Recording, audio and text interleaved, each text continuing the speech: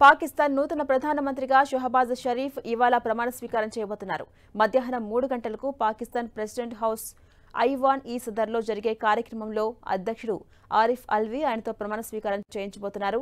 పాకిస్తాన్కు 23వ ప్రధానిగా ప్రమాణ స్వీకారం చేయబోతున్న షహబాజ్ షరీఫ్ రెండోసారి ప్రధాని పీఠాన్ని అధిరోహించబోతున్నారు. పాకిస్తాన్ ప్రధానిగా షహబాజ్ షరీఫ్ నిన్ననే ఎన్నికయ్యారు. పీఎంఎల్-ఎన్ పాకిస్తాన్ పీపుల్స్ పార్టీ తరపున అభ్యర్థిగా ఉన్న షహబాజ్కు జాతీయ అసెంబ్లీలో నిర్వహించిన ఓటింగ్లో 201 మంది సభ్యులు మద్దతు పలికారు.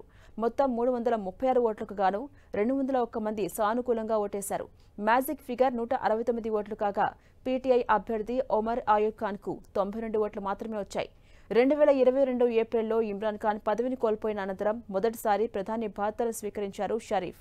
గతేడాది ఆగస్టు వరకు సంకీర్ణ సర్కారుకు సారథ్యం వహించారు. ఫిబ్రవరి 8న జరిగిన పాక్ సార్వత్రిక ఎన్నికల్లో 265 స్థానాలకు గాను పీటీఐ మద్దతున స్వతంత్ర అభ్యర్థులు 93, పీఎంఎల్-ఎన్ 75, ట్రిపుల్-పీ 53, ఎంక్యూఎం 17 సీట్లొచ్చాయి. దీంతో ఏ పార్టీకి కూడా స్పష్టమైన మెజారిటీ రాకపోవడంతో పీఎంఎల్-ఎన్, ట్రిపుల్-పీలు కూటమిగా ఏర్పడి ప్రభుత్వాన్ని ఏర్పాటు చేశాయి.